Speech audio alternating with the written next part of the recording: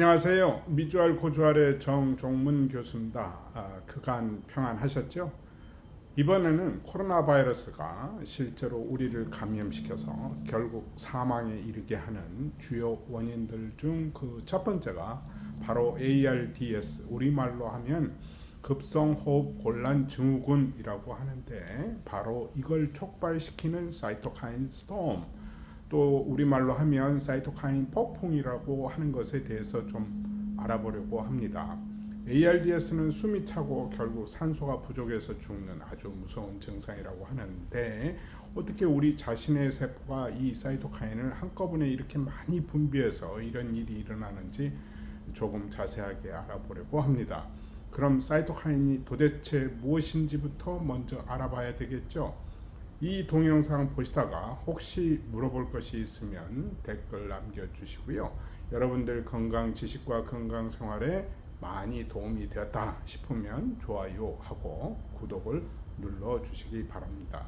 그럼 시작해 보겠습니다.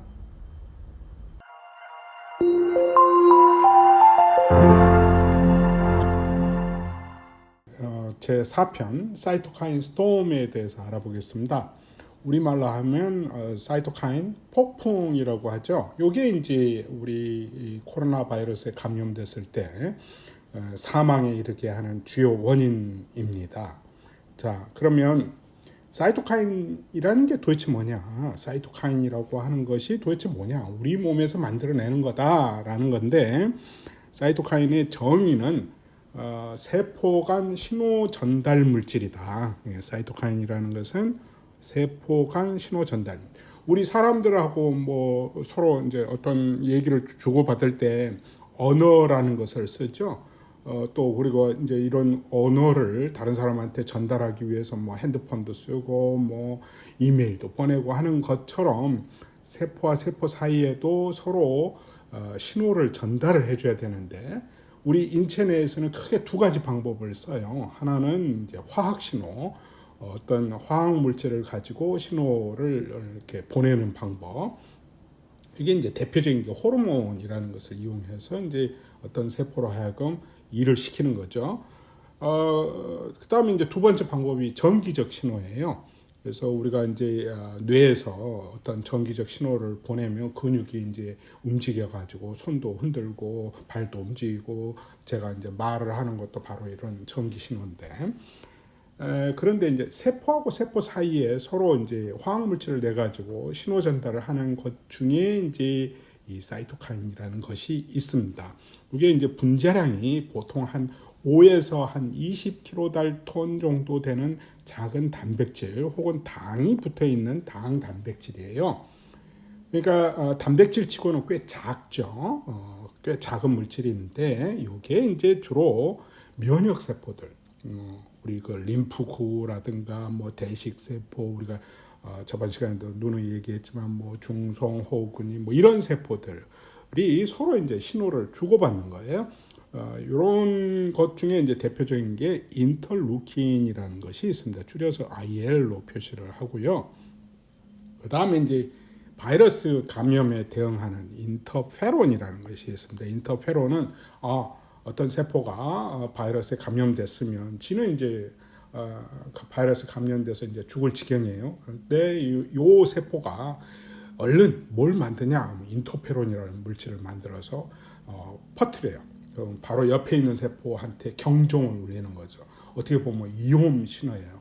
야, 내가 바이러스에 걸려서 지금 죽을 맛인데 너는 바이러스에 안 걸리게끔 준비를 해라 라고 내보내는 물질, 이게 이제 인터페론이라고 그래요. 그 다음에 종양괴사인자, 이거 이제 TNF 알파라고 하는 것들이 있고요. 그 다음에 면역세포들을 이렇게 끌어모으는 일종의 이제 케모카인이라고 그러는데, 요거 이제 세포 유도 물질이에요. 그러니까 우리가 이제 뭐 우리 그 냄새를 풍기면 곤충들이 막 날라 들어오잖아요.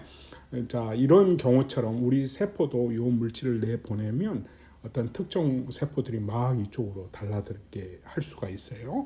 이런 것을 우리는 통틀어서 케모카인이라고 그러는데, 그러니까 인터루킨, 인터페론, 종양괴사인자들, 그 다음에 케모카인, 요 크게 네 종류의 세포 간 신호 물질을 톨톨 털어서 뭐라고 그러냐?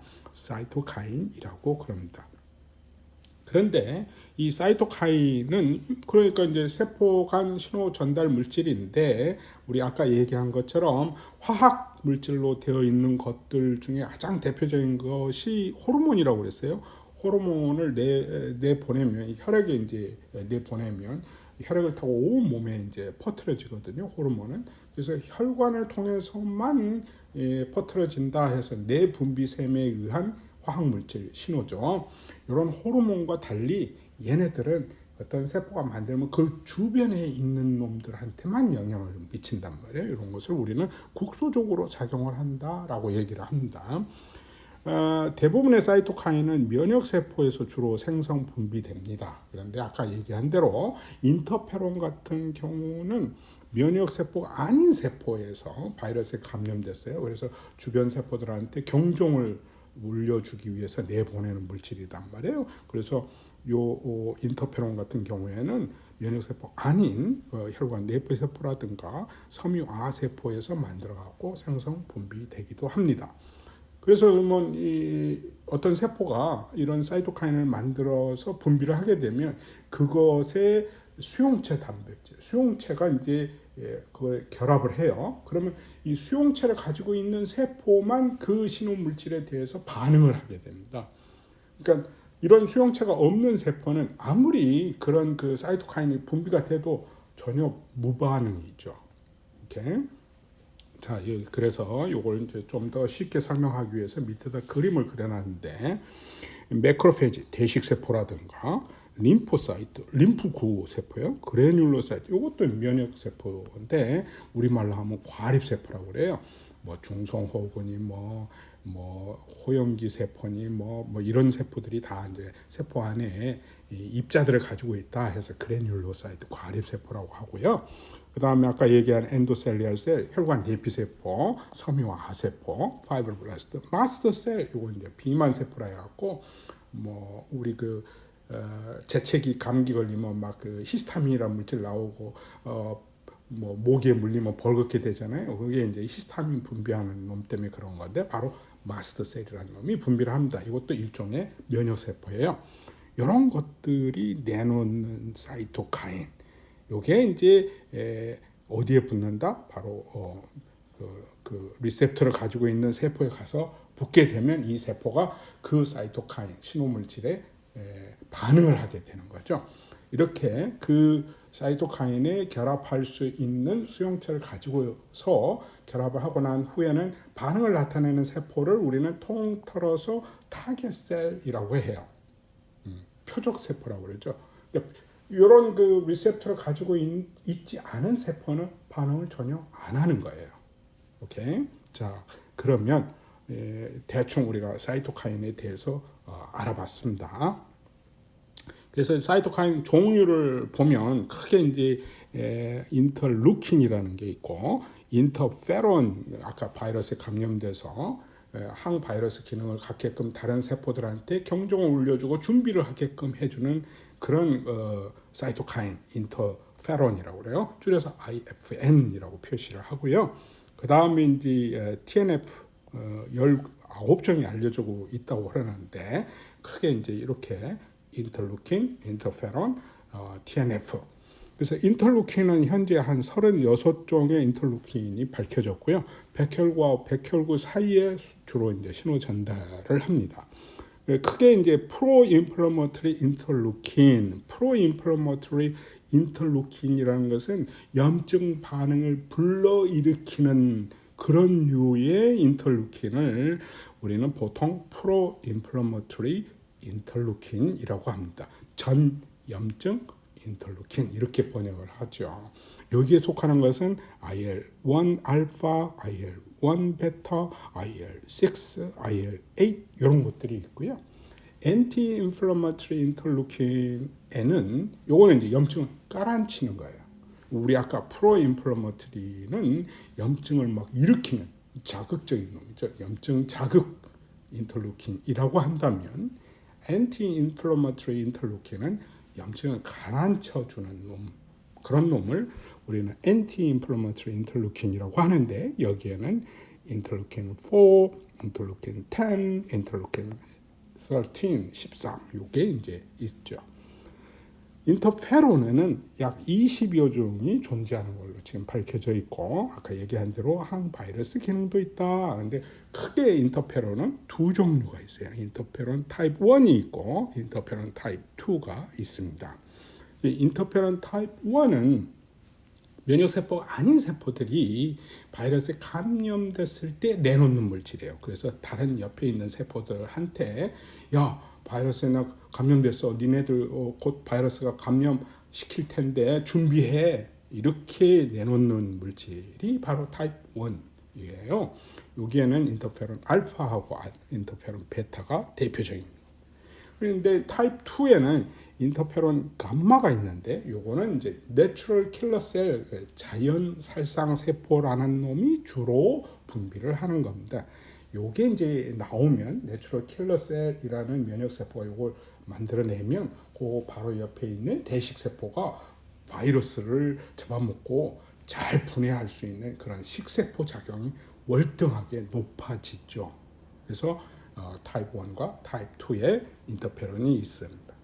그 다음에 이제 TNF, 요건 19종이 알려져 있고요. 이 TNF는 주로 매크로페이지, 대식세포라든가, 아까 얘기한 마스트셀이라든가, 림프구 중에 이제 크게 B세포, T세포가 있는데, T세포가 주로 생성을 해서 분비를 합니다. 그래서 다른 면역세포의 분화 혹은 성장 등을 조절을 하는데 또 다른 일을 하는 게 뭐냐? 아주 강력한 프로인플라마토리 사이토카인이에요. 그러니까 염증을 막 자극시켜서 많이 일어나게끔 해주는 거죠. 오케이. 그래서 사이토카인 종류에는 이런 게 있다 하는 일은 대충 이런 것이다.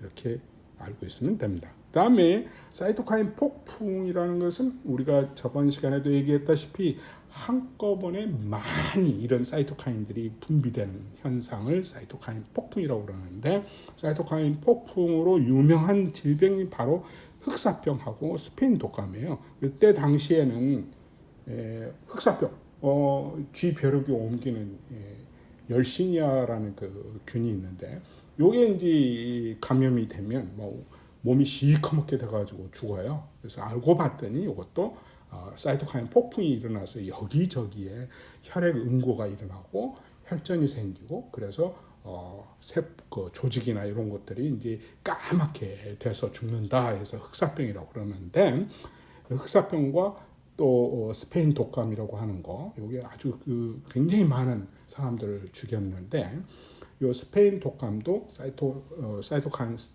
스토밍 때문에 많은 사람이 죽었을 것이다라고 추정을 하고 있죠.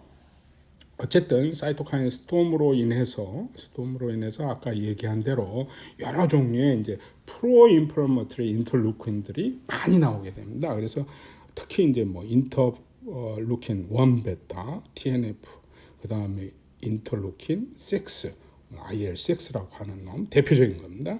이런 것들이 이제 막 쏟아져 나오는 거예요. 결국은 이런 것들이 쏟아져 나와서 다른 세포들한테 신호를 막 주는 거예요. 신호를 줘서 어떤 신호 경로를 통하냐 그랬더니 뭐 NF 카파비니 뭐 MAPK니 JAK니 mTOR니 뭐 이런 방법. 요거는 이제 설명을 하려면 상당히 길어지니까 이건 제끼고 일단 이렇게 사이토카인이 한꺼번에 많이 나와서 어떤 증상이 일어났냐 그랬더니 그 혈액 내에 사이토카인 레벨이 확 올라가는 거예요. 첫 번째로. 그 다음에 두 번째 보니까 acute systemic inflammatory effect, 즉 급성 염증 반응이 온몸에 일어나기 시작하고 그 다음에 세 번째는 organ dysfunction, 즉 여러 종류의 organ들, 뭐 간이라든가 아니면 심장이라든가 아니면 폐 조직이 망가지기 시작하더라는 거죠. 그래서 여기 보시면 1번 첫째 혈액 내 사이토카인의 레벨들이 확 올라가고 두 번째 염증 반응이 아주 급작스럽게 일어나고 세 번째는 각 장기가 이 염증 반응으로 손상이 된다 하는 것을 알 수 있습니다. 그래서 사이토카인 폭풍이 일어나는 것은 어떻게 보면 적을 무찌르기 위해서 너 죽고 나 죽고 하는 식이죠. 어떻게 보면. 자, 이번 코로나19에서는 주로 대식 세포가 생성 분비하는 요 IL6, TNF 알파가 주로 사이토카인 폭풍의 주범이에요. 그래서 사이토카인 폭풍으로 인한 과염증 반응이 ARDS를 일으키고 결국은 멀티 오르간 페일리어, 여러 장기가 망가져서 사망에 이르게 됩니다. 자, 사이토카인 폭풍으로 인한 각 장기별로 어떤 반응이 일어나냐, 엄청 다양하게 많이 일어나죠. 그래서 즉 폐에서 보면 가장 중요한 게 ARDS, 아까 얘기한 ARDS, 그다음에 리버, 간도 망가지고요, 키드니도 망가지고요. 키드니, 콩팥 얘기하는 겁니다. 그다음에 이제 혈관 내수도 여러 종류의 이제 막 혈액 응고가 일어나고, 우리 저번 시간에도 잠깐 얘기했지만 코귤로퍼스의 혈액이 응고돼서 잘잘한 혈전들이 혈액 내에 발전을 하게 돼요. 그 다음에 이제 피부를 보면 래시, 발진이 일어나요. 막 부어오르고, 그 다음에 이제 소화기관 쪽으로 가게 되면 이제 설사를 하게 되고 토하게 되고 뭐 이런 현상들이 일어나고, 하트 같은 경우는 잘못하면 이제 염증이 번져가지고 이것도 심부전증이라고 죽게 될 수 있죠.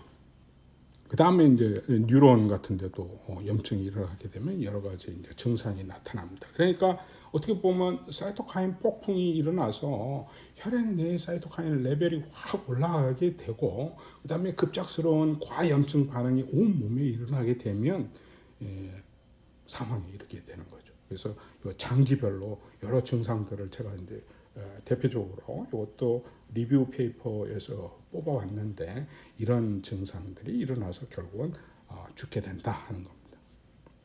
그래서 우리 저번 시간에 잠깐 보여드렸던 그 논문의 그림을 다시 갖고 왔는데요. 그래서 우리가 로우 타이터의 바이러스에 감염됐을 때는 다행히 마일드하게 되고 결국은 회복해서 살아날 수 있지만, 하이 타이터고 거기다가 이미 기저질환이 있는 사람들은 사이토카인 폭풍을 일으키게 되고 결국은 사망에 이르게 된다.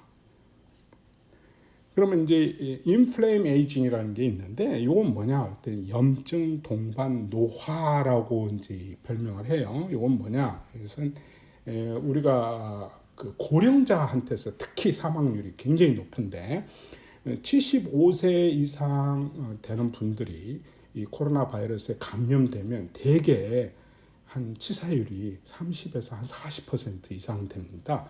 이게 이제 원인이 뭔가 봤더니 바로 인플레임 에이징 역할이 크다 하는 겁니다. 이 얘기는 뭐냐면 나이가 들어가면서 여러 종류의 염증을 이미 앓고 있어요. 그래서 여기 보시면 뭐 에디포사이트, 즉 뭐 지방세포가 발달돼 있어서 염증을 일으키고 있다든가, 그 다음에 면역 반응이 좀 노화돼 있다든가, 아니면 비타민 D 결핍이라든가, 아니면 오토페이지라 해갖고 잘못된 세포를 스스로 이제 다 잡아서 없애버리는 그런 역할이라든가, 이런 것들이 이제 저하돼 있고, 또 활성산소가 너무 많이 생기는 사람들이에요. 평소에 이제 염증 반응을 만성적으로 갖고 있는 사람들이 많으니까, 나이 든 사람들이. 그러면 이제 여기에 바이러스가 감염되면 이제 불을 지르는 거죠. 그러니까 불이 조금 있었는데 조그마한 불씨에다가 이제 코로나 바이러스가 감염돼서 사이토카인이 와장창 나게 하는 원인이 뭐냐 봤더니 바로 이런 이미 염증을 앓고 있는 사람들이 쉽게 불이 일어나서 결국은 사이토카인 스톰, 즉 사이토카인 폭풍으로 이어지더라 하는 겁니다. 그러니까 사이토카인 폭풍은 코로나 바이러스에 걸렸다 해서 다 폭풍이 일어나는 게 아니고, 되게 나이 든 사람, 또 기저질환이 있는 사람, 이런 사람들의 공통점이 만성염증, 염증의 소지를 갖고 있거나 아니면 현재 염증을 갖고 있는 사람들, 이런 사람들이 코로나 바이러스에 걸리게 되면 아주 쉽게 인플레임 에이징의 현상으로 인해서 사이토카인이 갑작스럽게 많이 발생하면서 이것이 하이퍼 인플레이션, 과염증 반응으로 이어지고 바로 그것 때문에 사망하게 된다는 거죠.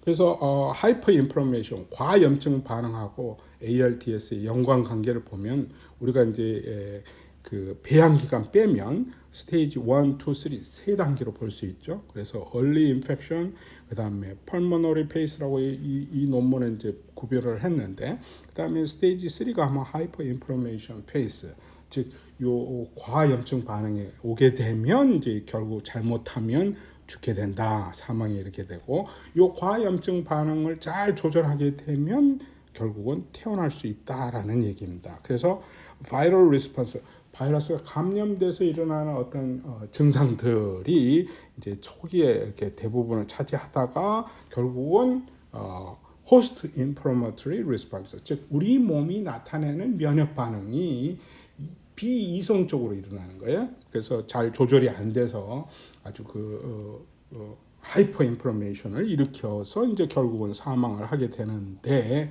밑에 그림을 보시면 이건 이제 고령자예요. 나이가 많은 사람들은 대개 인플레임 에이징이 이미 있던 사람들이에요. 그래서 만성적으로 염증을 앓고 있는 사람들한테는 바이럴 리스폰스 플러스 인플레메토리 에이징 현상까지 합해져 가지고 결국은 사망에 이르는 경우가 훨씬 더 많다 하는 것을 이 그림이 보여주고 있습니다. 자, 그러면 사이토카인 스톰이 일어나는 것을 빨리 진단을 하고 사이토카인 폭풍이 안 일어나게끔 여러 가지 항염증제를 처방을 해야 되는데, 그런 증후를 어떻게 먼저 찾아내느냐, 진단을 어떻게 하느냐 봤더니 한 4가지의 징표가 있더라 하는 겁니다. 그래서 첫 번째가 페리틴이라는 물질인데, 이 페리틴은 철 이온을 수송해주는 단백질이에요. 이 안에 철 이온들을 잔뜩 가지고 있고 이제 주머니처럼 생겼죠. 이 페리틴이 증가하더라 하는 거고요. 그 다음에 두 번째는 C-reactive protein, CRP라고 그래요. 이제 의사분들은 대개 이제 몸 안에 어떤 염증이 일어났다 하면 이 CRP라는 놈들이 확 증가를 하게 되거든요. 그래서 요 밑에 그림 보시면 CRP 레벨을 보면 마일드 그룹에서는 거의 제로 상태인데, 요게 이제 시비어라 아니면 크리티컬 그룹을 보면 100배 이상 증가했다는 것을 금방 알 수 있죠. 그 다음에 이제 IL-1이나 IL-6 같은, 아까 사이토카인 얘기했어요. 요 사이토카인 폭풍이 일어나게 되면 혈액 내에 이런 사이토카인들이 증가한다고 그러는데, IL-1 베타 혹은 IL-6 같은 게 얼만큼 증가했느냐를 보면 알 수 있고, 그 다음에 이제 네 번째로 D-다이머라는 게 있어요. 이거는 이제 그 혈액이 응고할 때 섬유소 단백질 파이브리노젠이 파이브린으로 되고, 이 파이브린이 서로 엉켜서 혈전을 만들어내는데, 또 한편으로는 혈전을 녹이는 효소가 있어요. 그래서 혈전을 열심히 녹이다 보면 이 D-다이머라는 놈이 생기는데, 이 D-다이머라는 놈이 혈액 내 농도가 확 올라가는 거예요. 그래서 표로 이제 보여준 그림 논문이 있어서 제가 따왔는데, 여기 보면 페리틴 같은 경우에는 30에서 400이 노말이라고 그러면 아주 그 크리티컬 환자한테는 이게 이제 1580 98 뭐 이 정도 굉장히 많이 늘어나죠. 이게 그래서 보통 한 3배에서 한 많게는 한 7배까지 늘어나는 것을 알 수 있고요. 그 다음에 아까 얘기한 D-다이머 같은 경우는 대개 0.5 마이크로그램 per ml, 1ml당 0.5 마이크로그램 이하였는데, 이게 걸리고 나게 되면 2.6 정도, 평균 2.6 마이크로그램 per ml로 확 뛰는 거예요. 그러니까 보통 5배에서 한 10배 정도, 0.5에서 2.5니까 5배에서 한 10배 정도 확 뛰더라. 그러니까 가장 특징적인 게 요 D-다이머, 그 다음에 페리틴, 그 다음에 아까 얘기했던 CRP, 그 다음에 이런 그 사이토카인의 혈액 내 농도. 근데 요거는 병원에서는 잘 못 재요. 재기도 좀 번거롭고, 그래서 보통 병원에서 혈액 뽑아가지고 쉽게 잴 수 있는 것은 요 3가지입니다. 그래서 페리틴, CRP, D-다이머의 수치가 정상인에 비해서 뭐 4배에서 뭐 5배 이렇게 튀었다든가, CRP 같은 경우는 뭐 100배, 200배로 확 뛰었다든가, 이렇게 되면 금방 이분은 사이토카인 스토밍이 일어나고 있구나를 알 수가 있죠. 그래서 이제 치료는 이게 이제 사이토카인 폭풍이 안 일어나게끔 해야 되는데, 그러려면 이제 사이토카인 폭풍이 일어나고 그래서 과염증 반응이 일어나고 이런 단계를 중간에 이제 차단하기 위해서 대개 보면 이제 뭘 처방을 하느냐, 코티코스테로이드, 즉 스테로이드 제제를 처방을 하게 됩니다. 그래서 보통 쓰는 코티코스테로이드 제제 중에서 가장 싼 약은 덱사메타손이고 가장 효과도 좋아요. 그래서 옥스포드 대학에서 처방한 약이 바로 덱사메타손이고, 그다음 메칠 프레드니솔론이라는 것도 코티코스테로이드 약이. 그다음에 하이드록시클로로킨, 요게 이제 그 염증 깔아앉혀 주는데도 쓰이긴 하는데, 아까 얘기한 대로 코로나 바이러스가 안에 들어와서, 세포 안에 들어와서 요게 이제 세포질로 터져 나갈 때를 억제하는 항바이러스 제제로도 쓰이는 것이 하이드록시클로로킨이에요. 그다음에 IL6 안타고니스트, 이거는 이제 토슬리쭝맵이라는 이 단일 항체인데, 항체가 IL6가 붙는 자리에 대신 가서 붙어요. 그러니까 IL6의 기능을 마비시키는 그런 항체 치료제다라고 알고 있으면 됩니다. 그다음에 IL1 안타고니스트, 아나킨나, 이것도 마찬가지고 IL1이 들러붙는 자리를 대신 가서 붙는다든가 뭐 이런 역할을 하는 거죠. 그다음에 TNF 이니비터라든가 야누스 카이네이스 이니비터라든가. 최근에 이 바리시티닙이라고 하는 약을 한 3년 전에 일본 제약회사가 개발을 해서 이제 요 승인을 맡은 제품인데, 요게 원래는 류마티스 관절염 치료제로 쓰였어요. 그래서 염증 깔아앉혀 주는 데는 아주 기가 막힌 소재였는데, 최근에 요게 이제 응급 사용 승인을 받은 게 됐습니다. 그래서 최근에 이제 NIH 사이트에 들어가면 바리시티닙을 중증 환자한테, 덱사메타손을 쓸 수 없는 환자한테 요 바리시티닙을 써도 좋다라는 것이 발표가 됐습니다.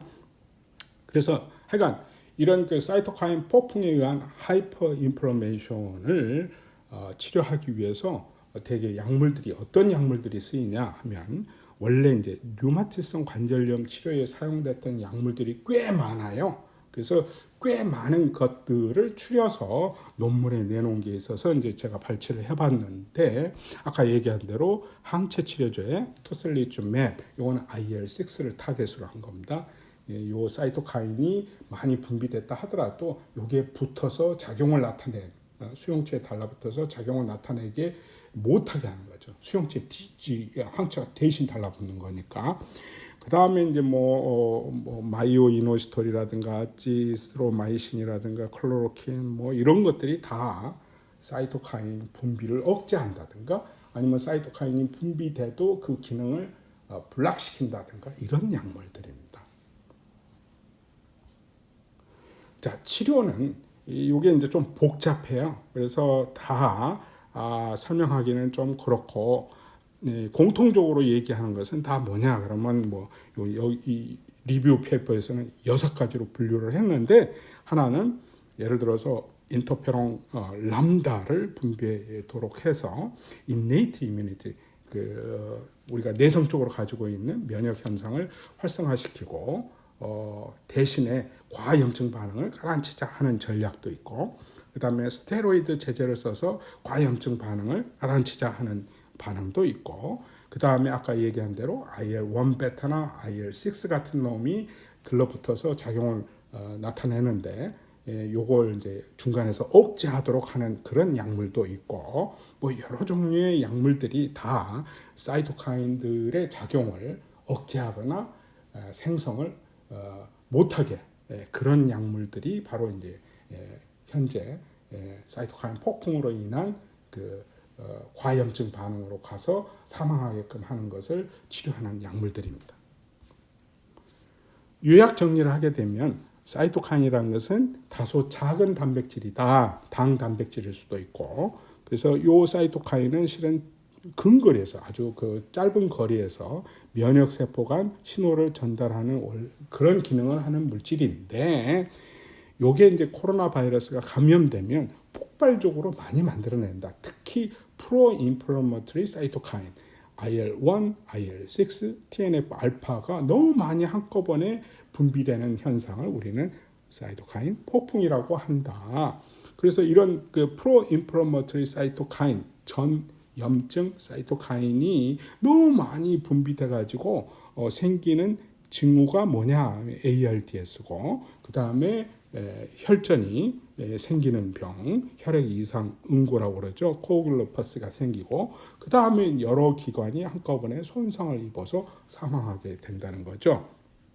그래서 이런 사이토카인 폭풍을 미리 진단하는 방법으로는 페리틴이라든가 CRP라든가 D다이머를 혈압내에서 재보는 것이 가장 빠르고 정확하다라는 얘기고요.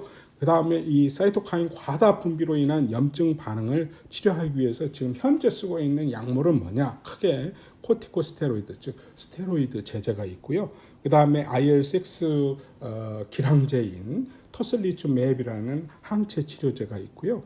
그 다음에 IL-1의 블라커인 아나킨나가 있고요. 그 다음에 이제 최근에 NIH에서 응급 사용 승인이 떨어진 JAK 이니비터라고 알려진 바리시티닙이 최근에 많이 쓰이고 있습니다. 자, 오늘은 사이토카인 폭풍에 대해서 알아봤습니다. 감사합니다.